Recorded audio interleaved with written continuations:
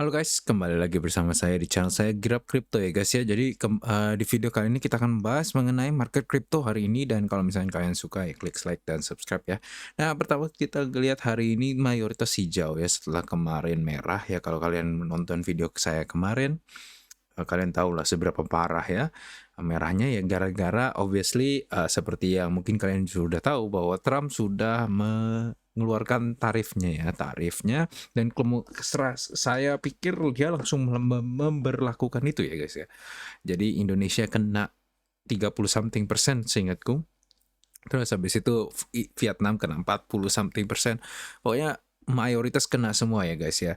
Dan ya jadi obviously terutama EU juga ya. EU di mana sekarang juga dia lagi ngajak ribut sama Elon Musk juga. EU mau nge-fine X karena disinformation dan segala macam. Jadi ya kita harus lihat lah gimana uh, perang antara EU dan Amerika ya. Aneh banget ya kita ngomongin gitu ya.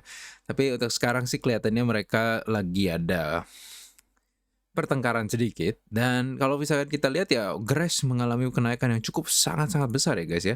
23,7 hari, dan ini week ini, satu minggu ini tuh dia plus ya 23%. Atom juga plus 10%, dan monthly 20% ya. Walaupun yearly obviously minus 53%. Sonic juga naik ya, tapi ya memang nggak setinggi yang Grass dan yang lain-lain ya. Kita bisa ngelihat bahwa Bitcoin juga naik sedikit, dan gold turun ya harian ini ya. Obviously ini gold tokenized ya, jadi bukan gold asli atau bukan gold ETF, tapi ya kedua gold ini kelihatannya mengalami penurunan guys ya. Jadi ya kita masih harus lihat lah di masa depan gimana caranya, atau ini cuma pullback sedikit lah ya kan. Karena ya obviously market lagi hijau ya, cenderung kalau market hijau ya gold turun ya. Nah, kita lihat ya, Trump's so-called Liberation Day may push US into a recession. I think everybody already knows this ya. Kita masih bisa ngelihat bahwa kemungkinan besar Trump punya tarif itu bisa menciptakan negative GDP growth untuk di Q2 ya. Obviously Q1 kita udah tahu ya, kemungkinan besar nggak ada efek tarif karena efek tarif cuman baru keluar April 2 kok ya. Tapi ya kalau misalnya Q1 aja udah negatif gara-gara satu dan lain hal, dan atau kayak dengan antisipasi oleh tarif kan dari Januari ya, dia udah ngomongin ya. Kalau kayak gitu ya mungkin Q2 harus gak boleh negatif ya guys ya GDP-nya. Karena kalau 2 kuartal negatif semua itu technically textbook recession guys ya. Kalau abis itu apalagi dengan unemployment tinggi, udah dah kita udah masuk resesi dah. Kalau kayak gitu bull market 2025 udah nggak ada ya guys ya. Mungkin kemungkinan besar antara ditunda ke 2026 atau bahkan kita harus nunggu sampai 2029 guys ya.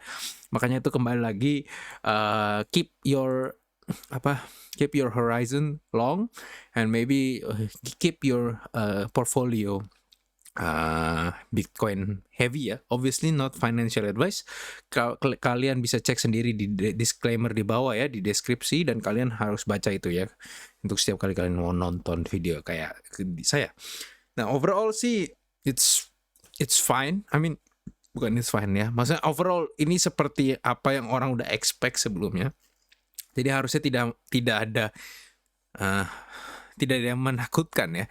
Malah dengan adanya gini kita udah tahu bahwa Trump ini benar-benar mau mengedepankan US ya. Kalau bisa ngajak ribut orang, diajak ribut juga. Oke.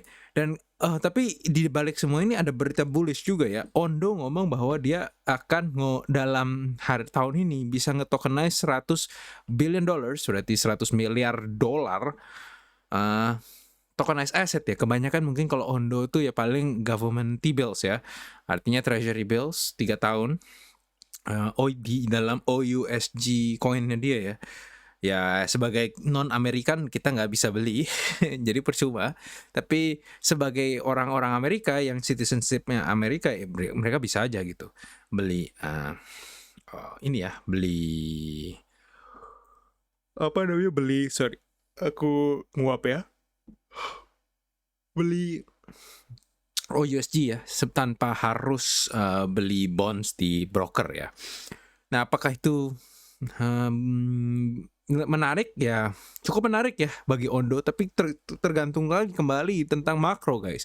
Karena ini bukan cuma kripto doang yang kena, makronya juga kena guys. Semua S&P bahkan mengalami penurunan kalau nggak salah aku dengar-dengar 3,5 triliun dolar ke wipe out guys kemarin ya. 3,5 triliun dolar, kamu kali 16.300 itu berapa tuh? 16 kali 3 berapa? Berapa tuh ya? 44 ya? 48 ya. 48. 48 kuadriliun dolar rupiah guys. Kuadriliun, nolnya ada 16 guys. Jadi itu angka sangat besar sekali dan itu kena wipe out kemarin ya. Hebat gara-gara ini ya. Jadi sangat-sangat berat dan kita ya sebenarnya marketnya kenanya sedikit ya. Kita market capnya kan kecil, nggak segede obviously S&P. Jadi ya, itu betul menakutkan ya bagi semua orang ya. Ya, jadi ya kita masih harus lihat lah. Jadi walaupun Ondo ini berita bagus, tapi ya asalkan makronya masih jelek ya, kemungkinan Ondo price nggak akan naik guys ya. Nah katanya ini juga ada di Pi Network-nya ada semacam kontroversi ya guys ya, atau kayak semacam banyak negativity ya. Saya nggak gitu mengerti atau nggak gitu tahu, tapi banyak kan ngomong bahwa ya Pi token ini kan turun terus nih ya sejak launch-nya dari Februari 20 ya 2025. Dia ngomong $2 $3, sekarang udah $0,55 guys ya, udah turun udah hampir 60%. Oh enggak, 81%. 81,5% guys. Jadi kebanyakan bahkan ngomong bahwa long term potential since most exchange kayak Binance nggak mau nge-list ya Picoin ya. Saya nggak tahu ini benar atau enggak. Terus karena dia nggak transparan terhadap tokenomics ya. Saya kemarin belajarin sih tentang Picoin ini, Pi Network ini. Dan menurut saya menarik ya. Karena mereka ganti tokenomics-nya waktu di mainnet guys. Awalnya mereka menggunakan tokenomics lain, terus dia habis itu ganti ke yang baru ini ketika rilis. Jadi saya nggak tahu ya yang baru ini tuh kayak gimana. Tapi yang pasti yang pertama tuh lumayan apa ya ngomongnya, lumayan membingungkan ya. Yang pertamanya, apakah mungkin mainnet ini juga membingungkan? Ya kita nggak tahu ya. Dan mungkin ya kalian ada yang itu loh ya, yang mining ini ya, Picoin ya, yang mencet-mencet aplikasinya katanya. Ya itu mungkin ada yang kalian dapat juga. Ya semoga kalian udah jual ya waktu $2-3 ya. Kalau sekarang sih ya kemungkinan besar kalian udah minus berapa banyak tuh ya. Oke, terus abis itu crypto awaits Fed rate cut ya. Seperti yang kita udah sering ngomongin di video di channel saya hari-hari ini, kita selalu ngomong bahwa ya kalau Fed rate cut ya obviously good for the crypto ya. Seberapa good I'm not sure. Depends. Tapi pasti ada goodnya ya. karena rate cut itu esensinya menciptakan lebih banyak likuiditas di pasar, dan kita tahu bahwa likuiditas lah yang membuat kripto itu naik atau turun guys ya, karena korelasi terhadap Bitcoin terhadap Global Liquidity Index itu 0,88 guys, atau 88%. Kalau Global Liquidity Index naik ya kripto juga naik guys, karena iya 88% correlated ya guys ya. Jadi ya itu ya. Dan kita bisa ngelihat bahwa kata Morgan Stanley, dia ngomong bahwa no ya, gara-gara Trump tariff, the firm believe that Trump tariff could push inflation higher, making rate cuts less likely. Ya, karena Morgan Stanley awalnya ngomong bahwa 25 basis point di-cut di Juni, tapi kelihatannya gara-gara Trump tariff ini dia karena nganggap inflasi lebih tinggi, otomatis the Fed akan lebih males atau lebih nggak mau nge-cut rate ya, nurunin rate. Dan makanya dia ngomong di sini ya, the Fed may keep rates at 4.25 to 4.5% for longer. However, if inflation drops or the job market weakens, the Fed could consider. Nah, kita bisa ngelihat bahwa inflasi sekarang naik ya sebenarnya ya. Kalau misalkan kita lihat di inflasi sebenarnya turun ya guys ya, dari 3% ke 2,81%. Tapi ini kan CPI ya. Kalau misalkan kita menggunakan PCE ya, menggunakan the Fed preferred method of measuring inflation ya pakai PCE, kita ngelihat juga ada penurunan dari 5,8, 5,4 ke 5,29% guys. Jadi overall di dalam 2 bulan ini sejak Desember, Januari dan Februari kita mengalami penurunan, walaupun perbedaan antara Januari ke Februari ini kelihatannya mulai kecil ya. Berbeda dengan Desember ke Januari guys, dan ini kemungkinan besar kita bisa maintain di sini terus ya seperti di bulan-bulan sebelumnya sejak di Maret 2024 guys ya. Asalkan kita maintain terus di sini, harusnya sih nggak ada quote and quote recession fears ya, atau ya adalah recession fears, tapi maksudnya belum ada kemungkinan resesi ya. Kenapa ya saya ngomong gitu? Karena biasanya cenderung resesi itu ketika ini ya inflasinya anjlok dengan drastis ya, karena unemployment naik guys. Jadi bahkan kita bisa masuk ke ranah deflasi guys ya, seperti ini ya, which is not good ya. Kita sebagai ekonomis, kalian mungkin udah belajar ya di sekolah atau gimana, bahwa deflasi itu lebih parah daripada inflasi guys ya. Jadi ya kita masih harus lihat di sini. Plus unemployment ya sekarang tuh lumayan mulai pick up ya. Dari Januari, Februari sampai Maret ya, kita masih belum dapat PCE numbers for Maret. Tapi ya kita bisa udah ngelihat unemploymentnya dari 4%, 4,1 ke 4,2. Jadi kembali lagi ke level di November 2024 guys. Dan kalau kita bisa ya mungkin ya kita terus-menerus di target sini terus ya, dari sejak Mei 2024 kita selalu di berkisaran di 4,4% sampai 4,2% unemployment rate. Dan kita ini harus wanti-wanti ngelihat kalau misalkan dia udah spike up cepat, itu recessionary probability lebih cepat lagi guys ya.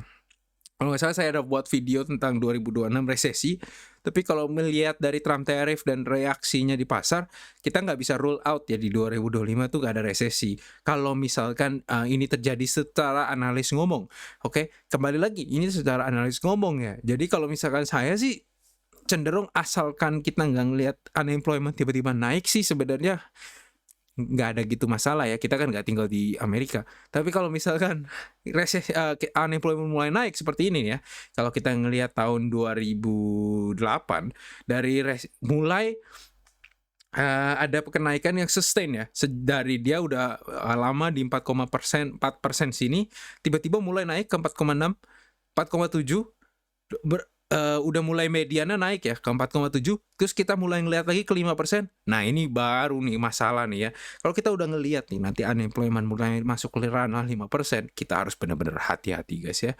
Karena kemungkinan besar kita akan memasuki recessionary period di mana ini akan explode ke atas ya, sampai 9-10% ya unemployment. Dan gini loh ya guys ya, kan secara textbook kan kita ngomongin ya bahwa recession is 2 quarters of negative GDP growth, atau intinya 2 quarter GDP minus guys growth-nya ya. Tapi sebenarnya setelah kita udah tahu bahwa di tahun 2022 kita ngalamin itu guys, atau 2023 ya, kita ngalamin itu di US, tapi obviously bukan kita lah, tapi yang US ngalamin itu. Dan buktinya kenapa nggak ada resesi ya, karena ternyata di Bureau of Labor Statistics masih ngomong bahwa unemployment masih rendah, bahkan di saat ini tuh malah mulai turun guys, tuh kayak seperti ini.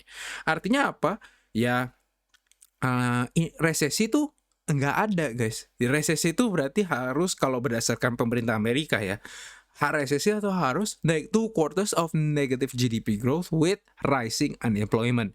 Jadi kalau misalkan kita ngeliat unemployment-nya nggak naik-naik, masih di 4% aja, ya itu target the Fed loh ya. Target the Fed tuh actually 4% unemployment. Jadi asalkan kita masih bertahan di 4,4% sampai 4,2%, harusnya sih nggak ada masalah. Tapi kalau kita udah nggak lihat ya, quarter 1 misalkan print GDP-nya negatif, terus quarter 2 kelihatannya bakal negatif, misalkan kita kan baru tahu quarter 2 punya print itu waktu nanti Agustus atau September guys ya, jadi rada bertelat. Tapi kayak kalau kita prediksi lah ya, kita rasa gitu, waduh quarter 2 kok rasanya bakal negatif ya dari segi ekonomi ya di Amerika. Well, kita harus hati-hati guys. Kalau tiba-tiba nih unemployment rate let's say bulan Juli atau bulan Agustus, tiba-tiba ini udah mulai masukin ke 4,7%, mulai 5%. Wow, that's That's that's a problem. Okay, and I think that most people will think that way ya. Makanya kita harus nanti ngelihat lah seksama. Makanya kalau misalkan ini kalian tetap di channel saya, kalian subscribe ya, saya akan bantu kalian untuk mengawasi hal-hal ini.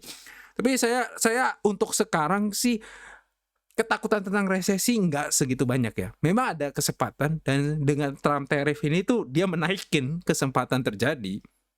Tapi untuk sekarang sih it's still manageable, it's still like below 50% in my opinion, okay? Ini in my opinion. Dan aku ngerasa ya tergantung ya, kembali lagi unemployment. Kita harus ngelihat ini matriks yang penting guys ya, matriks yang penting. Dan obviously inflasi juga penting, karena kalau inflasi tinggi ya kan, itu biasanya cenderung unemployment turun guys. Karena orang jadinya mau kerja ya. Maksudnya kan dia nggak bisa afford living. Kalau ini kita udah ngelihat mulai anjlok misalkan PCE-nya gara-gara orang udah nggak bisa beli, nggak bisa dapat duit atau gimana, nggak mau beli. That's a problem as well. Jadi kalau kita ngelihat ya, unemployment pick up dan inflasi mulai anjlok, that's a bad thing for recession. Nah, asalkan dia pelan ya, misalkan dia pelan-pelan, the Fed bisa nge-cut rate guys ya. Kalau begitu kemungkinan besar kita bisa aman dari resesi ya. Makanya kan kenapa lagi dia tadi kita ngomong ya, di sini recession fear, atau di sini atau di mana lah. Oh ya, di sini ya. Crypto awaits Fed rate cut ya. Asalkan menurutku kalau misalkan gara-gara Trump tariff kan inflation naik.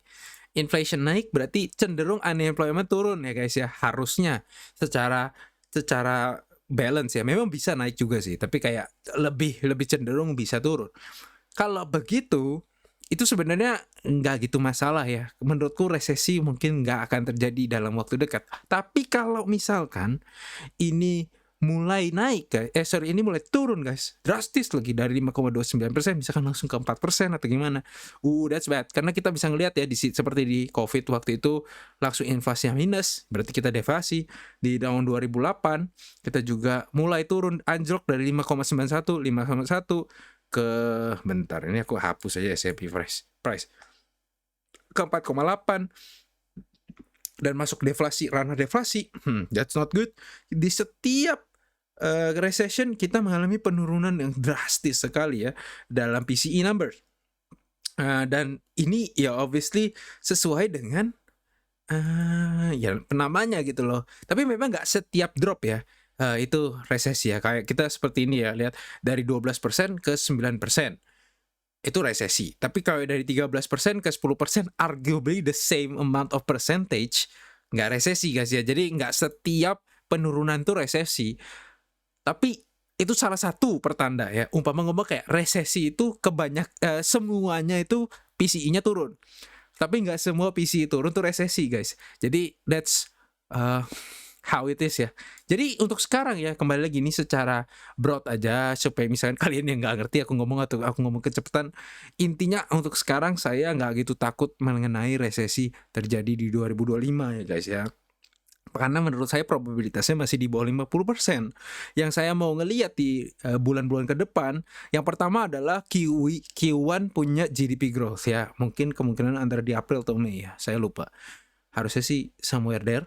Nanti saya cek lagi lah. Tapi kalau misalkan Q1 GDP growth-nya negatif seperti prediksinya Atlanta Fed, then the Q2 is the defining time ya. Kalau Q2 negatif juga, atau kita ngerasa bahwa itu negatif, dan kalau kita misalnya lihat PCE mulai turun, unemployment naik, that's not looking great guys ya. That's not looking great, and I probably will start to think that recession is coming guys. Bukan berarti harus terjadi, tapi ya kenapa enggak kita memprediksi ya, untuk memproteksi wealth kita ya.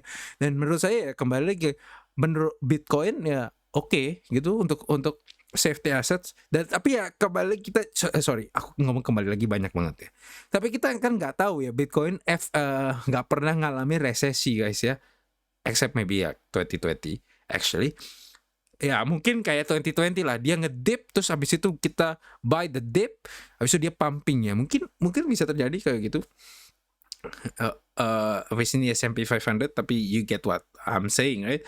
Kalau misalkan kita pakai Bitcoin lah. Bitcoin. Tunggu dia loading. Ya di 2020 kan sama aja ya, dia nge-crash juga. Habis itu dia pumping terus ya guys ya. Jadi overall sih sebenarnya kalau misalnya memang terjadi resesi, malahan itu bullish bagi buy the dip guys. Karena kapan lagi kamu bisa dapat diskon sebesar itu di aset kayak Bitcoin gitu loh. Ya kan? Ini kalau kalian hitung dari 5.000 ke 60-an ribu, 67.000, itu berapa X guys di Bitcoin loh. Ya, jadi makanya kalau misalnya terjadi resesi, sebenarnya malah aku lebih suka guys. Obviously kalau misalkan kalian di altcoin ya, I'm sorry ya, tapi ya that's how it is in the crypto market ya. Tapi ya kembali lagi kita maksudnya, aku tuh ngomong kayak gini supaya kita jangan gitu takut lah ya tentang resesi, karena biasanya cenderung when there is blood on the streets, there is gains to be made. Ya kita lihat dari orang-orang yang beli di 2008 properti atau 2009 properti, akhirnya cuan banyak ya guys ya, dan segala macam. Oke. Ini PCE juga udah tadi ngomong. Altcoin Season Index ya. Altcoin Season Index kembali ke ranah Bitcoin Season ya guys ya. Udah di 19,57. Karena di bawah 25, that means udah altcoin season ya masuk ya. Which is understandable, kita ngelihat makro sangat jelek. Ya, obviously kalau kayak gitu orang akan move to safer asset, dan di crypto the safest asset is Bitcoin ya guys ya. Kalau kita ngelihat total valuation ya crypto market, kita masih di bawah fair value-nya guys ya, di sekitar 73%, dan actually it's trying to test out bahkan lebih lower dari Oktober 2022-nya ya guys ya, atau sekitar Oktober 2022-nya deh, bukan lebih low. Tapi memang masih cenderung dalam uptrend ya guys. Kalau kita ngelihat dari low-nya di Oktober 2023, di Agustus 2024 atau September 2024, kita sedang mengalami higher trend line ya, dan ini mungkin kalau biasa orang lihat pakai chart pattern, maybe it's like a diverging wedge or atau ascending triangle or something, maybe ya, bagi kalian yang pakai chart pattern dan chart pattern segala macam. Tapi ya menurut saya itu lebih ke makro ya, makronya jelek.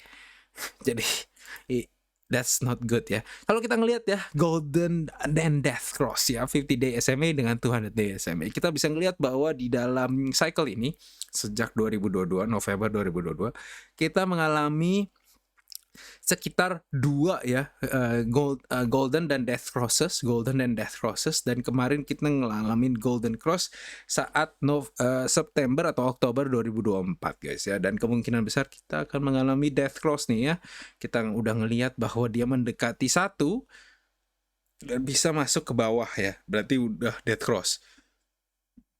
Kalau kita lihat yang green hijau ini udah mulai nge-cross di bawah yang pink. So it's very likely we are expecting a death cross guys ya. Tapi kalau misalkan kita ngelihat ya, kalau gitu kita ngelihat lah kalau gitu seberapa lama sih biasanya kita di bawah pink MA ini ya, pink SMA. Kita bisa ngelihat di sekitar dari September sampai Oktober ya di 2023. Jadi kira-kira sebulan. Terus dari sini ini lebih lama, berarti dari dari Agustus 2024 ke Oktober 2024 ya guys. Jadi kira-kira 2 bulan ya guys. Jadi kalau kita bisa kita ngomong bisa ekspektasinya adalah ya kira-kira 2 bulan terjadi kembali golden cross ya. Berarti kalau kita tarik kembali, ini kan bulan April, 2 bulan dari bulan April, nggak bisa ngomong R lagi. 2 bulan dari bulan April adalah Juni ya. Pas kalau misalkan the Fed rate cut ya di situ ya. Bagi kata Morgan Stanley, the rate cut is not occurring in June, but you know, who knows ya, who knows. Bahkan the Fed aja nggak tahu ya di Juni dia mau ngapain ya. Jadi ya who knows. Tapi kalau kita bisa prediksi berdasarkan what happens in history or what happens in the past, kita bisa ngomong 2 bulan ya. Atau ya kalau kalian mau ngomong ini 1 bulan, ini 2 bulan, ya mungkin 3 bulan kita ya di sini ya. Jadi kalau 3 bulan ya berarti Juli. still masuk ke dalam ranah yang masuk akal ya, berarti masih masuk ke dalam Q2 eh, di dalam perhitungan kita ya, Q2. Actually it's already Q3 deng kalau Juli ya. Udah masuk ke Q3 ya. Jadi I guess late Q2 atau early Q3 ya kita bisa ngelihat mungkin ada golden cross moving up. Tapi untuk 2 bulan ini kemungkinan besar kita price action akan sideways guys ya. Seperti yang kita udah lihat di in the past ya, kita lihat ya dari sejak September ke Oktober Bitcoin nggak gitu naik, nggak ngapa-ngapain ya, except maybe here lah dia naik parabolik lah, tapi cenderung dari sini sampai sini nggak ngapa-ngapain ya, dari sini sampai sini juga nggak ngapa-ngapain ya guys ya, masih banyak sidewaysnya walaupun mulai naik ya, dan kita mungkin bisa ngelihat itu ya, kita mungkin naik pelan-pelan mungkin dari yang sekarang kita main di the low 80s, kita mulai naik ke high 80s, terus mulai naik ke early 90s, sebelum mungkin kita akan ada parabolic rise lagi naik untuk menggapai all time high dan bahkan melebihi all time high itu ya. Jadi kita masih belum tahu lah, itu kemungkinan besar bisa terjadi somewhere in August or maybe October ya, September October, we'll see. Ya kan, we'll see. That's why kita masih harus majority of our portfolio in Bitcoin guys ya. Kembali lagi saya udah ngomong itu berkali-kali sampai ini udah mulai naik lagi guys. Jadi sebenarnya asalkan kalian punya chart ini dan kalian perhatiin terus Bitcoin dominance ya yang kuat terus, bahkan hijau terus ya, udah berapa kali nih ya, 1, 2, 3, 4, 5, 6 ya, 7 candle hijau 7 hari, udah 1 minggu ini naik terus, dan hari ini yang belum selesai lah, tapi kelihatannya ini juga positif. Lalu kita ngelihat Dixie turun ya, anjlok, obviously karena Trump tariff. S&P juga, S&P lebih parah lagi, aku baru ngeliat chartnya, oh my god, ini parah banget. Ini ada gap sih, ini ada gap, kemungkinan besar mereka akan rebound terus test di sini ya, tapi ya that's not good. Dia bahkan sekarang lebih rendah dari Agustus 2024. Oke, apakah mereka akan ngetes April 2024 punya low ya, kita nggak tahu ya. Tapi kita harus perhatiin terus nih SPX, karena gini, kalau S&P turun segede banyak ya let's say berapa nih, 16% guys ya, 16%. S&P itu market cap-nya gede banget guys. 16% itu berapa duit ya kan, berapa banyak yang udah kebakar tuh pension fund dan segala macam ya. Jadi ya patut dikasihani lah, Oke, BTC masih bertahan di 83.000 sekitar ini, ke reject terus di trend line downtrend ini ya guys ya. Dia berusaha untuk spike keluar tapi kelihatannya nggak kuat, apalagi dengan Trump tariff dan segala macam. Kita mulai kelihatannya akan mengetes 50% resistance-nya di 84.300, dan kemungkinan ya kita mungkin bisa turun guys ya, turun ngetes di mantul di 0,382 lagi. Ini pendapatku ya, ini pendapatku lagi, belum tentu benar dan saya yakin ini nggak benar, tapi kayak cuman saya ngomong aja di saat ini. Dia mungkin begini, mantul ke bawah dikit buat dapetin pantulan lebih kencang, baru dia mulai kayak gini ya guys ya, maybe in the next couple of months ya. Jadi obviously ini di short time frame, tapi kalau misalkan kita bisa expect berdasarkan perkiraan kita tadi ya, bahwa unemployment dan segala macam, terus kita bisa ngelihat bahwa orang nunggu print GDP minus di Q1 dan orang nunggu juga perasaan di Q2 seperti apa yang saya udah ngomongin saya sebelumnya. Kita bisa ngelihat bahwa ya kemungkinan besar kita akan ada reckoning atau kita ada bullish news atau bearish news di sekitar Juni ya guys, di sini di situasi di sini guys ya. Nah, kalau memang ngikutin trend line kita udah di bawah 74.000 waktu di Juni, tapi harusnya sih kita bisa bertahan lah lebih tinggi dari itu ya, karena whales seperti strategi Michael Saylor beli terus ya guys ya, beli terus. Anyways, I think that is all for this video ya. I hope you enjoy it. Dan kalau misalkan secara TLDW ya, too long didn't watch ya, saya masih bullish sekarang, terutama di dalam Bitcoin ya, bukan dalam altcoin obviously, terutama dalam Bitcoin. Dan aku tuh ngelihat bahwa ya di dalam masa-masa depan kemungkinan besar kita akan ngalamin lebih banyak lagi choppiness karena death cross yang terjadi, dan kemungkinan ada recession yang looming. Tapi selalu kita ngelihat bahwa di setiap resesi selalu there is an opportunity, guys ya. Jadi ya it's just how long can you stay in the market. Again, time in the market is better than timing the market, right? It's like that. And I hope ya kalian punya cadangan cash, guys ya, atau cadangan stablecoin atau cadangan IDR atau gimana lah, yang bisa kalian masukin ketika nanti quote and quote resesinya sudah datang, guys ya. And that's when you should buy the dip. Oke, kembali lagi, obviously not financial advice, and I shouldn't be saying that ya. Kalian udah pasti tahu lah ya siapa yang dapat advice dari YouTube channel. But by the way, thank you banget buat yang semua orang yang udah subscribe ya di video saya ya. Padahal saya tuh ngomongnya cepat dan kemungkinan besar ada mutar-mutar karena ini nggak ada script ya, guys ya. Jadi ya I